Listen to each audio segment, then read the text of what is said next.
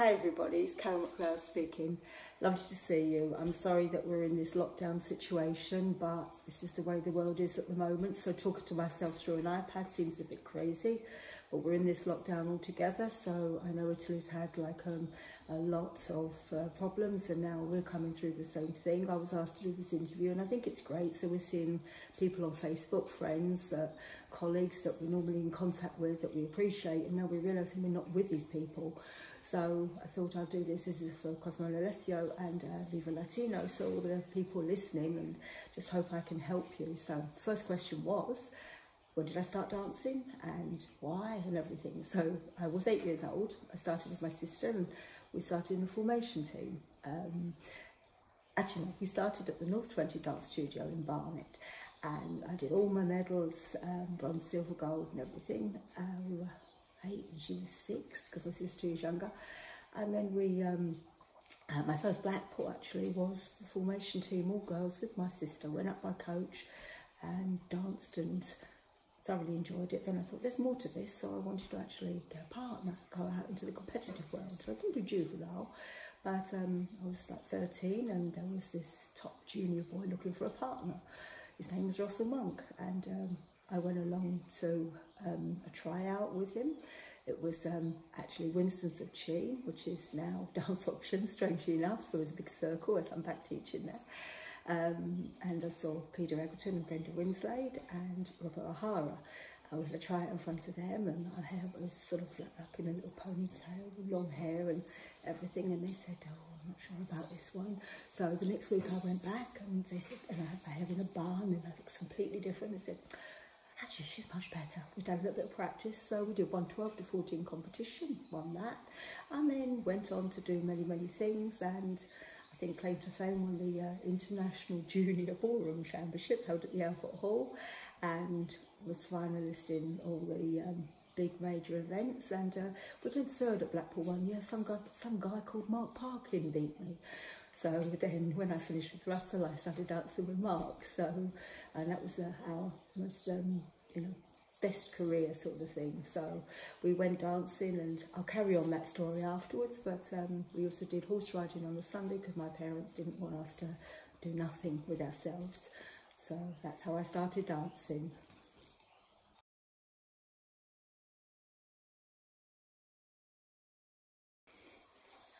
Any teacher that's ever influenced me, well, I've got to say it's Walter Laird, the man of the technique book. I mean, he was fantastic. When Mark and I used to get on very well with him, so we used to go around to his house and have discussion time, talks and everything else, and used to get his music out of his shelves. He had piles and piles of music and take it and put it on the record player at that time. And Mark had loads of discussions about different things, and I did a lot of listening, so I heard lots of information rather than doing the talking and discussing, because sometimes when you have an argument you actually only hear yourself, you don't hear the other person's opinion and point of view, which is take notes. So I did a lot of listening, and we learnt a lot having it from the master of the technique. And so he gave us a lot of information. We used to book him for a whole day and take on the information. We were exhausted afterwards. That's why we went round to his house. I went out for dinner afterwards, and we went then to Wales, Swansea, Mark's hometown, to practice, and went to a studio that was free in the day. And when they started the classes in the evening, we used to go to the beach and go surfing. So I think that's where we got our energy and stamina from, because we like practiced all day, and then until sunset we surfed in the evening. But it was great because we could be in the studio by ourselves for so long, which it wasn't when we were growing up. Didn't have the opportunity because we had to go to work, so we didn't have the chance to practice all day like some people have. And like in this situation, a lot of you don't even have a practice hall, or not even together. So you can learn from having information from the technique and understanding more fundamentals and principles of what you want to achieve when we're coming out of this crazy time. Another person in my career was Peter Maxwell, because he brought on 3 subjects, 3 couples as his like proteges, and he gave me so much information to learn about musical phrasing and different choreographies that he did. He made me stretch my boundaries, and he said to me once, he said, can you do the steps? He said, well, go and learn. I thought, well, why can't you teach me? He said, go and learn. He said, the musical phrasing, gave me a piece of paper with all these numbers on it. I said, can't learn that, and he'd go and learn. So it was really interesting that I was told we had some fantastic teachers that said, go and learn. Peter Eggleton was another one, who was my ballroom teacher, inspired me with his wonderful knowledge and information about his format of way he was teaching. It was brilliant. Benny Tolmeyer for his tango link. Sylvia every time Russell, when I was dancing with Russell, he put his arm down. She, 50 pence, 50 pence, because he was never keep his arm up. And yeah, there was many, and then we still got the greats of like Mick and Lorna and Hazel, and yeah, so many people out there that have given me help. John Knight, oh gosh, Sidney Francis, Sammy Binnick, there's so many names, all these people. And I remember Richard Lee once saying to me, going to a ballroom competition, I think you should stick to Latin. Sorry about that, Richard, but I remember you saying that to me once. That was when I was dancing with Mark, because Mark and I did love doing 10 dance. We loved our ballroom, but I don't think the ballroom loved us so much. Anyway, so that's why we stuck to Latin.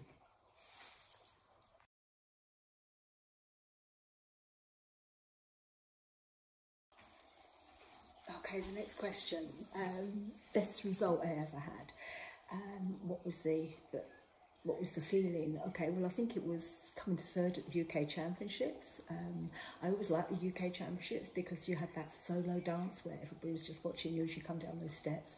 And also in the years, I think it was 1983, we had to do a show dance as well. So it's 6 numbers. I think it's now coming out on Facebook. 85's out there and 88's out there, and we've seen these. And we had this an extra, so we had 6 dances to do. So that was hard because Mark, being loving music, he actually cut the music and got it all set to do this particular show, which we all do now. Everybody does. There's so much more capability with these with phones, which we didn't have. And we watched the UK, and we didn't see it normally on the TV until about April time, even though it was now in January. So that was the best result I think we had, coming third. But the day after that result, Mark decided to break his leg. So the only World Championship I ever danced actually was in England at the Royal Albert Hall, but it was after a preparation with Mark having his leg in a plaster to break his leg. So I learned how to stand on my own 2 feet. I did kick him a few times, didn't mean to.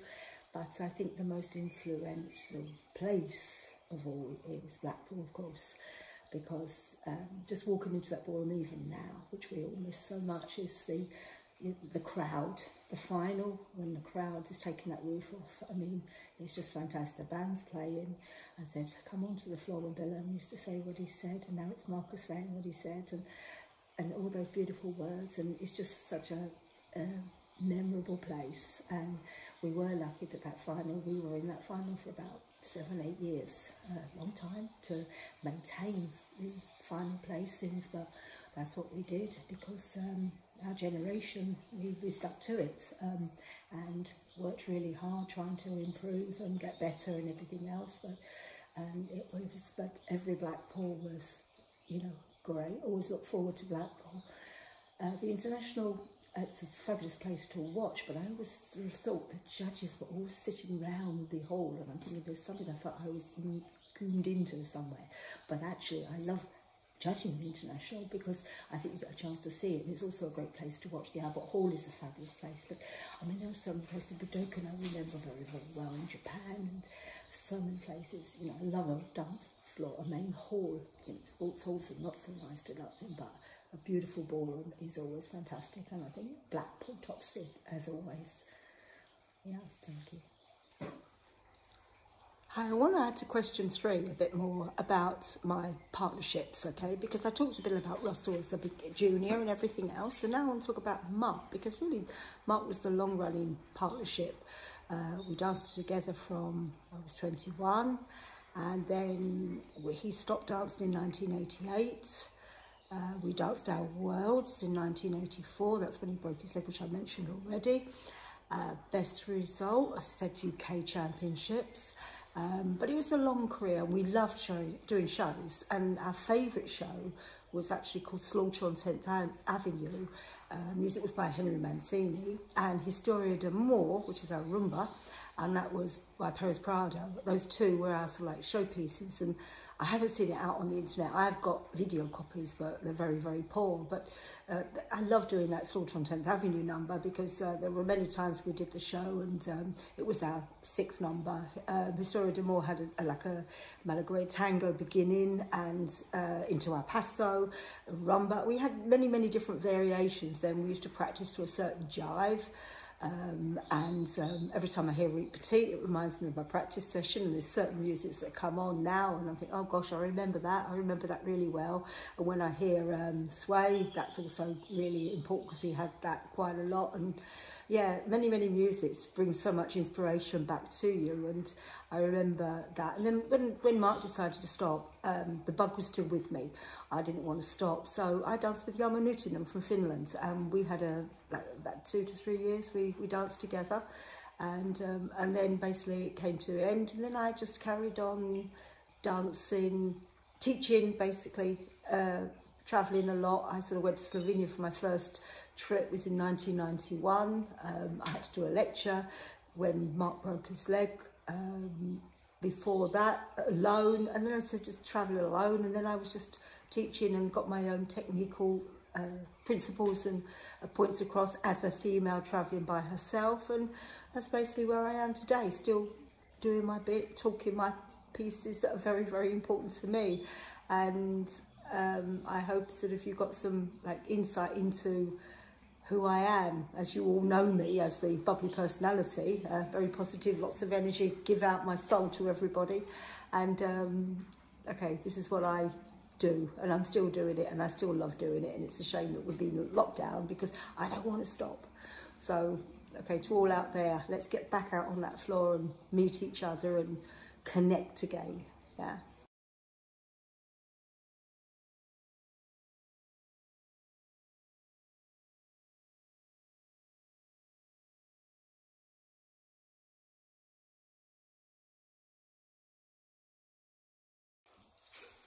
Okay, next question.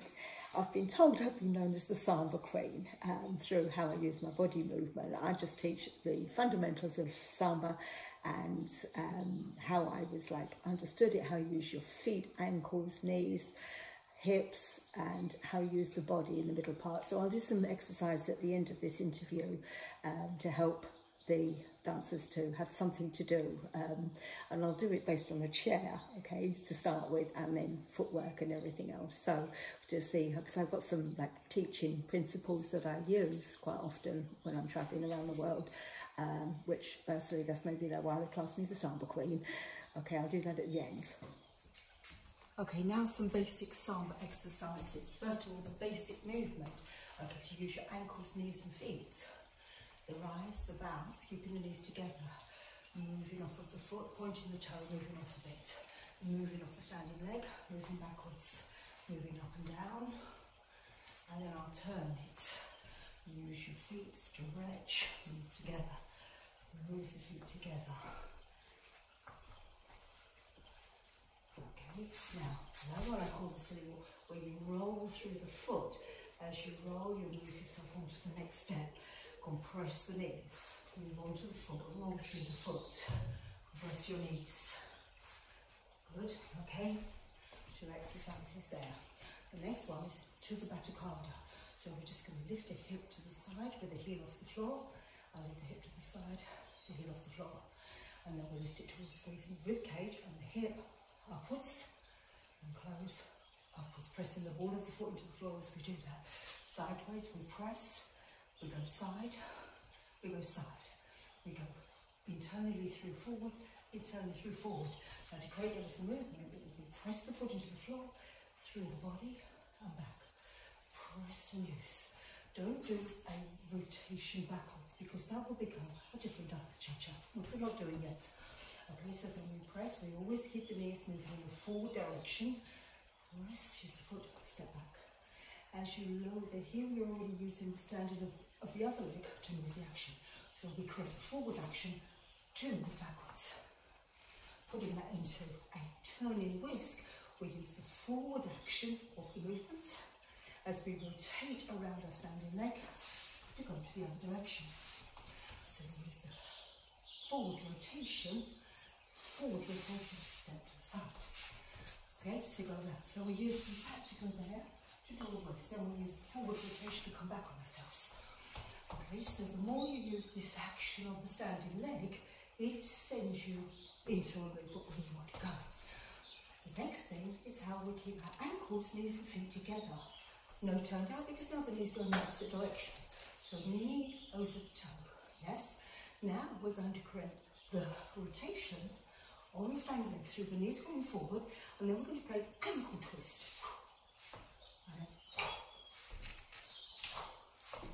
Okay, now that will continue into the Batacard action, the ankle twist with knee compressing forward into a Crusader's walk.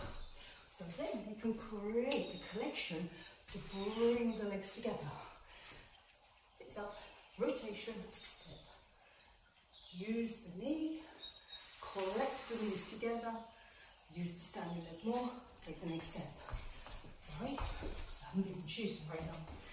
Okay, so if I take that again, keep the foot in contact with the floor, pull, using the standing leg, pull the legs together.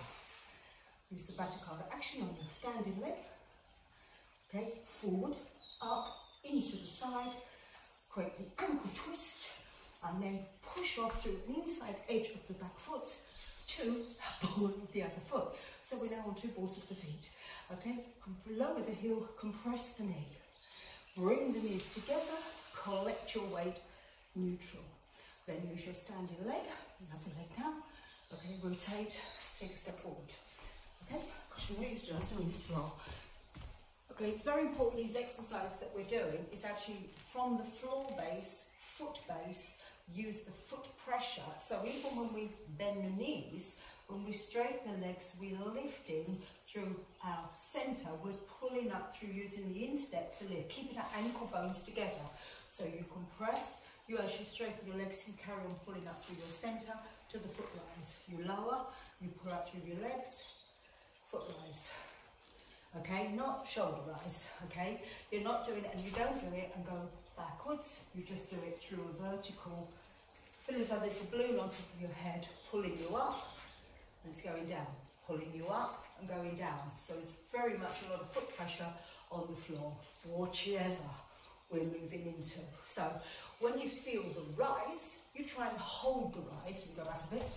Okay, you use the foot rise, hold the rise, control the lowering, use the rise to then do the foot rise to pull the other leg in, keeping the weight on the front leg, and then releasing, okay? And then use the Batacard action to foot rise to place the step, to control the lowering, to use the foot rise, to bring the leg in, sorry, without putting any weight on it, and then lowering. Do that again, and 1, 2, and 1, 2. Okay, good, okay? A volta, because I want to move to the right with the body, so I want to go to the right, and then I will step to the left. Or in your case, left, but right. So, move the body that direction, to move in that direction. Move the body that direction, to move in that direction. Changing over, move the body to this direction, to move that direction. Also to see where the foot positioning is. If you turn the right foot out, sorry, this foot out, it's your left foot in the camera, bend the knee, bend the other knee, use the knees to pull the knees together. Okay, so the hips have actually changed alignment. They're not, because of a turned out front foot, facing the front. Okay, there's a slight turn, okay? Now the knee can work in the forward direction, which is the natural direction. Can do that Batacard feeling, and then use the leg rise, not so much foot rise, to move onto the other step. Because it's not a transfer of weight onto that foot. Because we're doing an timing, not an and timing. The difference between the samba and the cha-cha. Timing, which is also jive, and timing, which will then become cha-cha. Okay. Now to move on to the body position, okay, to get more middle part of the body working, it's a closing of the rib cage, a lengthening of the spine, not a tucking under, okay, and then we're trying to create from under the rib cage to the sacrum of the back a circular movement of our body. and a circular movement of our body.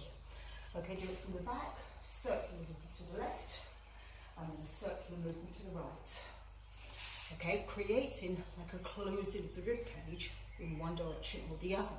The reason, if I do it too high up or do it in the hip, it's not the summer action, because as I do my body going longer, my knees bend forward. As my knees bend forward, my body going backwards. So you're creating a two-way opposition. So if I wanted to go into a stationary samba walk, you would go still foot, so the inside edge of the foot there, pull the knee in, okay, bring the knees together, use the ankle lift, close the feet, small keep the knees together. Now, when I compress the knees forward, it will take my body back, which will then allow me to move to the up count of the foot behind, then slip. But the slip is also a pulling of the body. And then the knees connect together, use the foot rise, take a small step forward, use the body pull back, inside edge of the right foot, and then use the body again to pull. Okay, and again, we're not trying to round the shoulders, so this is an energy that's working from around the rib cage. So if we were going to do a split weight position, you've been holding with us and our partner, if you've got one, okay, you can dance a circular movement in one direction or a circular movement in another. And the reason for doing this circular movement, so if I circled in one direction and then in the other direction, my knees are compressing forward, but my body's going the other way. So if I want to do that from static, I would do the action, create the repulse to dance the step. Reaction to step. Okay, going the other way, reaction to the left, to step to the other direction. Okay, so that's how we can go into a volta. So again, on the walks, we can do it in the hip, or we can do it on the hip, in the body, into the reaction to take a step. Okay, so to summarise the samba technical basic movements, okay, good foot pressure, good ankle usage, using the knees together, using the internal body movement, okay, and creating reaction timing to create your impulse rhythm for the samba action that you're trying to show. Okay, so I hope those little exercises, they're not little exercises, I took years and years and years. That's how my ankles can work so well. I've lost my balance a little bit today, but I'm not used to dancing on my new floor. This is our new house kitchen, which is not finished yet. The only area that's clear is this part. So that's why I thought I would actually just try and show you. And I haven't put shoes on for a while. So as I said, I've been a gardener. Okay, so I hope those exercises help. And now I will move on to the cha-cha exercises. Thank you.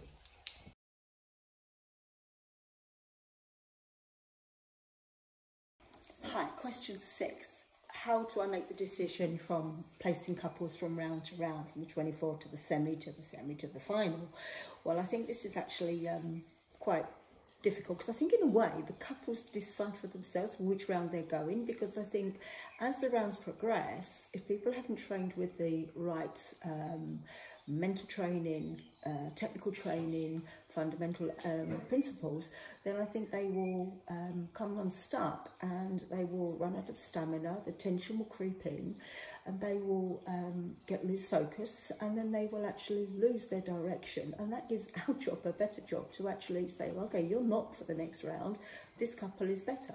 Because I think as the rounds progress, you get more chance to actually see the individuality of the couple, characterisation per dance of what they're trying to show, and their own personality, and how two people mould together as one to dance as a couple on the floor. So between the 24, the 12, you're getting some people you see more clear in that those areas than others, and then you see the others to the end of the 24th, say, are the ones that are still struggling, still trying, so they're still improving. So it's a process of elimination is what we do, and then when we see the couples that say in the semi to create the final, now that standard's quite high generally, and we sort of have a chance to sort of see people sort of like stand out more than others. So that's how you pick them out first. I mean, I always try and see the ones I like the best, I don't do it on a negative way, I always do it on a positive way. And then you tend to pick the finals in the reason because they are showing all the the principles that you look for in a dancer, their musicality, their understanding of what they're trying to show, the characterization of each dance, the technical abilities, are they standing on their own 2 feet, is there any tension, is there any, how they're understanding to dance with each other, many criteria that work out as the more you understand what you're doing, and then you're trying to bring yourself across to the floor for us to actually want to see you as an individual dancing together with your partner. Okay, so the connection between the 2 people, the partnering of each other, and the togetherness and the individuality within the togetherness of each other is very important to see a man and a woman on the floor dancing. It's and how they use the musical interpretation, the different energy changes and things like that. We're looking for sort of so many different things, so very hard to sort of pinpoint. And each round and every time you see a competition, it's different, because some people are having a good moment, some people are not having a good moment, some people have trained or they haven't quite got it together on the night, and you think, oh, the last comp they did better. And so you have to really judge at what you see on the day, and your influences mustn't be deteriorated from what you've seen before. And then hopefully you always know you've done your job right. This is how you know, always at the end of it you actually think, well, I did that because of, so you have no reason why you marked that couple where they were. And sometimes you've marked a couple into the next round, but they haven't made it because somebody else didn't see them at the same time or the same point when you did. So make sure that when you're actually trying to get from the one round to the next, make sure every single detail is important, because you just don't know when the judges are going to see you in those few seconds that they have. Okay, of course, as the comp goes on, you get a chance to actually see the people more. And the judges, as you notice, do not move around the room. So you've got to make sure that you're seen by them. Make sure you rotate enough and don't sit in the corner. Don't stand so close to the edge that we can't see you. Don't conglomerate together. Floorcraft is very important, and also we'll see that you can be seen by you being seen, and then basically showing all of us your qualities that you believe this is your direction, what you're trying to show.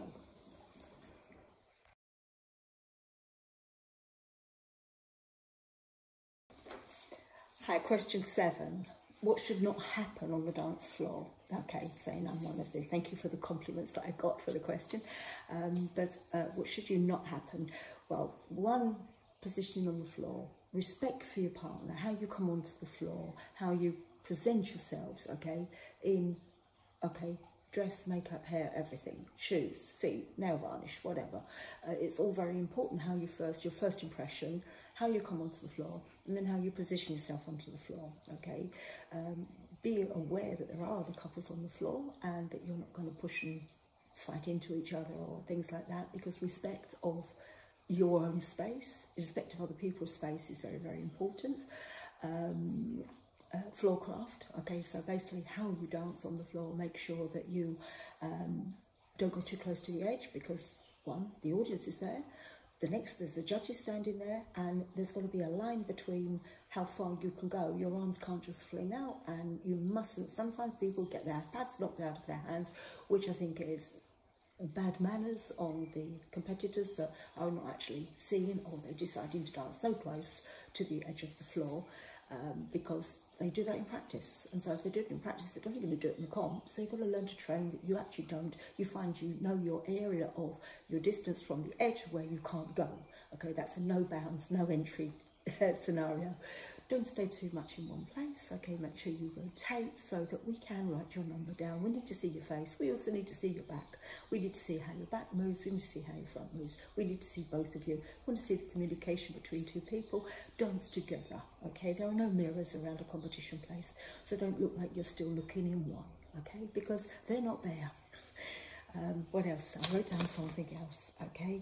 The positioning on the floor. So it's all about positioning, because when you're on the floor, you don't know where other couples are going to be when you come out onto the floor, but you've got to have eyes, not at the back of your heads, but you've got a virtual area. You turn your body, you can see all the way around to the back of the room. If you just turn your eyes, or if you're looking at the floor, which a lot of people do, then you won't see anything. Okay, if you look too high, you won't see anything. So be visual.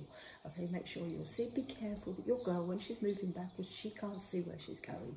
Same as if the man's going backwards. So both of you have got the same job to do. Look out for each other and look out for other couples. So, and I don't like people going off the floor, putting water on their shoes, because it's not allowed in dance options anyway, because Marion will kill you. Okay, so basically I think that's the few things, yeah.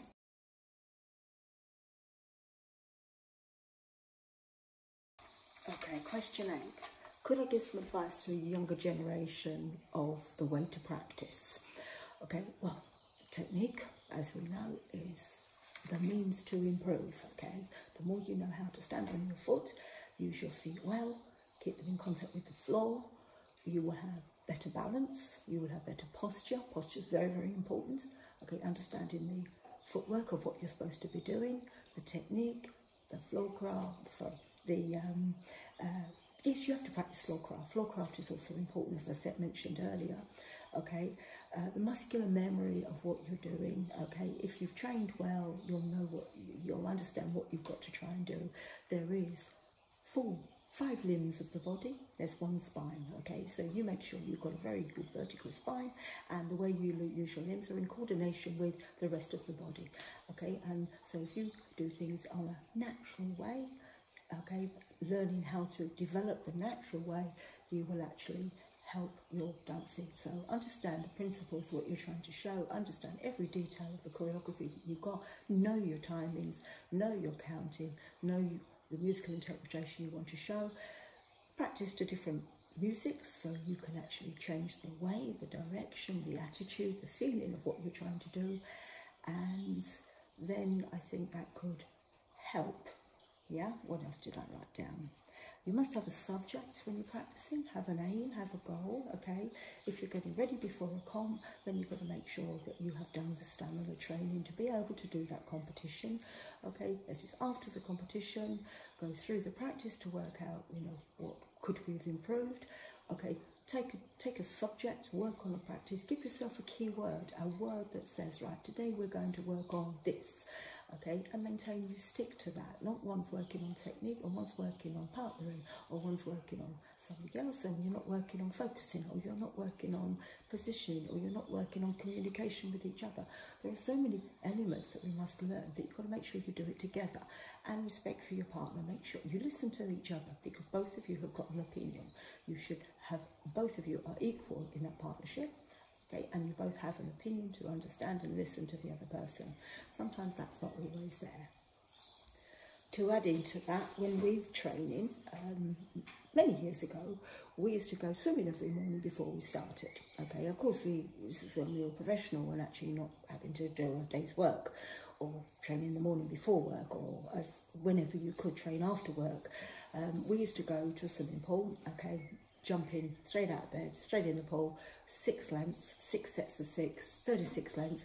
Okay, come out, get home, get ready, have some breakfast, and then go to the studio to practice, and then decide what format we were going to use. Okay, were we going to work on the technique? Were we going to work on partnering? Were we going to work on communication? Were we going to work on the choreography? Were we going to work on the timing, performance? So there was many elements that we were actually going to try and work on, and then listen to, and then make it a small section of the choreography, and then go through it over and over again, see if we could help each other make it better. And then if we couldn't work it out, we waited till we got to a lesson with the teacher. We sort of went in with a question. That's also a very good thing, that if people come into a lesson, it's really lovely that they have a subject that they want to work on, rather than come in and say, okay, what do you think? I always try and pick a subject that I think the people need to work on when they first come in, to say, okay, and try and help them with that element. So basically, that's how we try to do our training. We did a lot of stretching as well, because we found the stretching and the exercise was very good to loosen the bodies up. And that's why I think, you know, the old lady of today can still move around a little bit, because we did train and work hard, and I still love doing Pilates, and I did yoga, and I did jazz, and I did ballet, and I did Tai Chi, and we did the swimming, and when we went surfing, there was many things that we tried to do in our spare time. But we also allocated how much time we had for the dancing, to do as much training as we could before the performance, so get ourselves ready. So when we went onto the floor, we knew that we'd done what we could do, and that's the best we could do. So then the performance became what we could do on the night. That's all we could do. We couldn't do any more, because we'd done the work beforehand. But if you go onto the floor and having not done that work, then you maybe not do so well. Okay, so it's what you do in the training beforehand, the mental preparation, your diet, what you eat is also very, very important, which I think today a lot of people know more about nutrition than we did in our day. Okay, so I think there's a lot more out there, and there's also more mental understanding, more so than what we had in our day, and there's more physical training, but we did that anyway, because I still think we were very, very strong in our day, even though now dancing is so much more developed in our time. But I think we had very, very strong principles because our teachers gave us the information to help us find ourselves to be who we were, or who we are now today.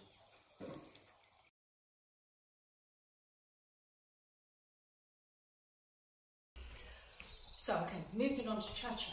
Okay, so first of all, I'm going to do the cha-cha rhythm, which is the difference between which is similar to samba because it's on a soft knee. Okay, now we use the hip action in a sideways action with a thigh movement from side to side. So if I had a little split weight action, cha-cha, 4 and half, quick, close your feet. Soft knees, cha-cha, 4 and half, quick, close your feet. Okay, I move back a bit. If I sort of like bend both knees, okay, but keep the ball of the back foot back, and I move it so diagonally forward and backwards, cha-cha, 4 and half, quick, close your feet. Then I'll do the other side, cha-cha, 4 and half, quick, close your feet. Okay, that's an exercise just to have the freedom of your pelvic action moving from side to side. Okay, we also now have a rotational thigh action. So first of all, we've got to internally rotate the thigh open, which will then turn the feet out. I don't have the knees in and the feet out. I have the legs turned out, which will then in turn turn the feet out slightly. I would say not 10 to 2 o'clock, 5 to 1 or 11:05, whichever way you want to think about it. The reason for that, I can create a thigh rotation on one leg which bends the other leg. Okay, bring that back to straight, parallel, but I've still got the rotation and the turnout and the lengthening of the front of the thigh here, and the hip, the groin area. Then I would rotate that thigh, which bends that knee.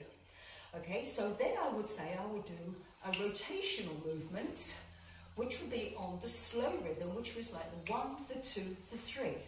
The 1, the 2, the 3. Accenting more action on the longer beat of the 1, shorter rhythm on the 2, and then longer rhythm on the 3. Because we want to accent on 1, 2, 1, 2, 1. And if you can see, my ankle bones stay connected. I don't let them roll to the outside edge. I don't let the knees roll out, okay? So if I did that and put the two actions together with the cha-cha of the other movement, one of the rhythms being the cha-cha or the 4 and or the half or the quick, because that's the timing of all 4 of those, okay? 1, 2, 3, soft. 1, 2, 3, soft. So cha-cha sounds different. Okay, you've got a stronger beat. 1, 2, boom, boom, cha, boom, boom, cha, boom, boom. Okay, so that's the difference. Okay, now to move on to the lock step.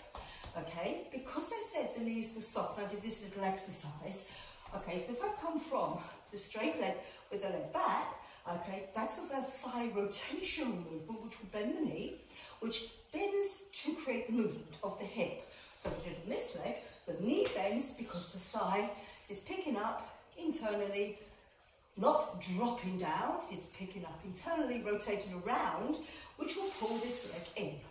Then as I move through it, as I take a step, I'm pulling my weight to cross. Okay, and then because my foot was on the inside edge of the back foot, it will drive me forward into a different track. Okay, so if I do that facing the camera, okay, so if I start back here, I use the rotation to pull the leg in. Okay, as I take the step onto it, I soften the knee to cross the leg. The inside edge of the back foot drives me forward onto another track. But I still, as I bring the rotation through, pull the legs together, and then I can dance a forward step and a crossing step, roll through the inside edge of the ball of the foot to take a step. Sorry, I'm going to do that here. So, I don't know which handle's on there. So, cross there, okay, use the leg, push push to drive forward. Don't use the push to drive upwards and leave the hip where it is. You've got to use the energy to go forward into the movements. Okay, and then forward, I've got no space to dance the action. Cha-cha has a hip action on every single beat. So I did that station move, like right hip, left hip, sorry, I say it your way. Left, right, left, right, left, left, right, left, right, I can't even say it that way. I've got to do what I say, I can't do the opposite. Okay, so basically if I'm rotating, I can then use the energy to bring myself to come forward, keeping the foot in contact with the floor, of course, okay, and then walking a step, and then the pulling action process to bring the other leg to it. I've got no room to do this. I do it across. Okay, so rotate, I'll just do the lock step. Okay, lock step, 1 and 2 and 3. Okay, the next two movements. Right, moving on to do the back lock step. Okay, so when you do the back lock step, which I'm going to do this from, okay, as I rotate around the leg, I'm pulling the leg underneath. Okay, I let the foot go out, turned out into the direction, okay, but now I don't keep it straight and move backwards, because that would make me too far backwards and I move away from my partner. So what I must do is do that pulling action, and now I stay forward. Okay, so when I cross, my weight is on the front leg. So then I can use the internal body movement, which I actually used in the samba, like a compression, and then I can push off and step backwards out of it. And then I pull the other leg towards it into the next lock step. So now I'll change the angle of that, okay? So I'm using the hip rotation, not dropping, so I don't want to collapse from here, the leg goes by itself. I've got to use the lifting, pulling forward feeling to bring that leg in. The leg goes first, and then I use the energy from the inside of the back foot to cross, okay? And then I push to go off onto the next step. Okay, to go backwards. Now I use the pulling action here, cha-cha, and then moving backwards. Okay, so that is that movement. Now, what I would like to show, okay, is how we use our upper body in relation to what our hip is doing. So if my hip is going up like the batucada in samba, lifting, then it rotates backwards. Whereas in samba we did the lift and we went forward, because the knee is compressing forward. So this is the opposite way, it's going backwards. But the elbow, the shoulder blade is down, elbow is moving forward. So the energy from the shoulder blade, from the spine, the shoulder blade to the elbow, is moving in an opposite direction to the way the hip is going. Can you see how I'm actually moving? I'm not separating, I'm actually keeping the connection of everything. So how I roll off of that free leg is because of what I'm doing on my upper body connected with my hip. So that creates a movement through the body that direction. And when I take a step, I take my whole back with me. So when I step, I have my weight on that front foot. Okay, so then I can now dance around that standing leg, engage the elbow and the shoulder blade, or say shoulder blade then elbow, with the hip, so then I can rotate and pull the legs together.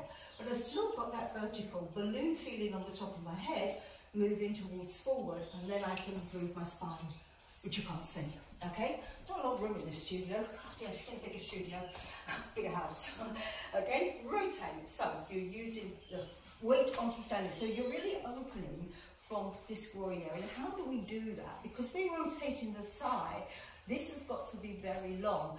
And I find sometimes too many people tuck. And again, the higher the heels, the more you go this way. So the higher the heel, which I love, which I'm not, I can't remember the last time I put some on.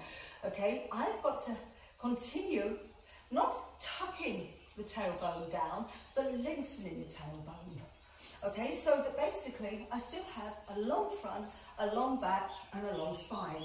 So it's very, very important. The posture, how we grow by pressing the feet out of the floor, is how we can stand. There are more exercises that we could do to actually enhance that feeling. Then I engage the timing or the coordination of what I'm doing from the floor, through this free leg, through the elbow, through the hip. It's all connected. So that's why it's very important how we connect everything, every part of our body to make the movement happen. So if we're not connected, we can separate and isolate, and I don't like this. Okay, so you've got to make sure you keep the connection. So what I do down here from the floor, through the leg, through the knee, through the hip, to the other side, can create whatever I want to show. Okay, to recap, basically, if you've got lots of space, which we don't seem to have, is hours and hours of walk, walk, lockstep. Okay, 3 walks, so lockstep around the room, starting on 1, going around, walk, walk, walk, cha-cha, 1, 2, 3, cha-cha, 1, around the room, forward, backwards, spiraling turn, changing direction, so that you can actually do repetition, repetition, repetition. I remember Wally Laird maybe will go around that studio for hours and hours and hours to get my rumba walks correct, get my cha-cha lock steps correct. Okay, so in samba, make sure that you do lots of the compression outs, get your ankles working. We need ankles, we need feet, okay? You need to understand the connection with the floor to what your feet are doing, so that you can then actually improve your coordination of your body in many, many ways. Because basically, when you're giving your connection towards your partner, you don't want to be creating a tension through your shoulder, through your elbow, created tightness here. You want a freedom of a release. So when you've got that elasticity, it actually looks more natural, more softer. So then you can actually feel better when you're dancing out from one movement to another. So just to recap, actually, I think as I've progressed, I didn't like talking straight away in front of the camera, but I think actually I've enjoyed it as it's gone on. I've been able to like get my body moving again, because I think that's what we all want to be able to do. And I hope this is some information that can help, a little bit about my history. And I mean, there's so much to say. It was quite a long career through my life, okay, because I'm sort of, you know, little bit, you know, to that generation, and I just hope that this can inspire the young people. And I mean, I give out lots of energy. It's hard to give my energy to a bit of computer, but I hope I've given you some information, and thank you very much for giving me this opportunity. And I think I've relaxed through doing it, and I feel I'm back to my old self. So thank you very much. Okay, I enjoyed it. Thank you. Good luck with everything, everybody.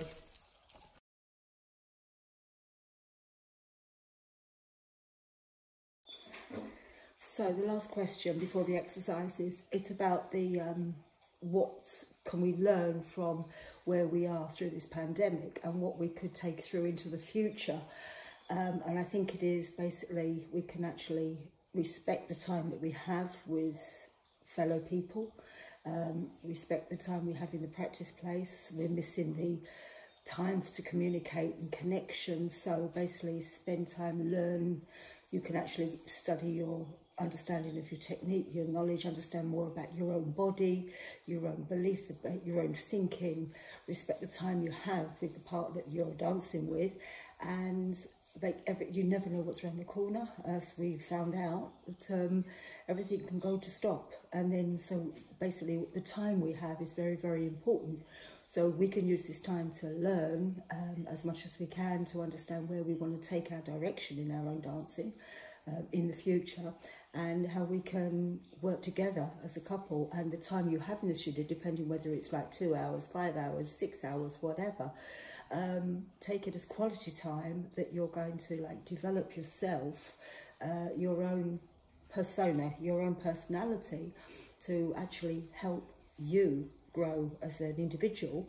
And then you can love yourself, believe in yourself, which is hard, I know sometimes, okay, but it's only you can take yourself forward, and you only know how much work you do and how much time and effort you put into it. So all the nonsense of the arguments and everything else really is wasting time. And as we've noted, we've had a lot of time, so some of us have wasted time to get motivated. But if we've got the motivation, use your energy in a positive way. Don't think negative. If you want to read a book, read books, okay? I read The Secret by Rhonda Byrne, and it really helped me learn to say things that are possible. I can, but if you can't, okay, it's not a problem. You can't, okay? But you will, you can try. There was always an answer to a question. You can always move on and improve yourself as a human being. Okay, so let's see, when we get out the other side, we're all going to be very different people, and really appreciate what our dancing world has given us. And that's so much positive things, okay, and the energy that we all have and the coming together. I can't wait to get my feet in that studio and start moving, okay, because it's nice to have a lovely garden, which I'm lucky. I know some people are cooped up in a very small apartment, trying to do the best they can, homeschooling. Basically, it's so much, we don't realise what we haven't got. Even my car's sitting in the drive, and it's like to go for a drive, just to sort of go to the studio. I mean, we used to moan about getting like, oh, that journey, but basically I miss it so much. So let's just hope that we can all become better people at the end of this and respect the people that have been taking care of us during this crisis. And everybody is an important person in this world. So to everybody out there, good luck.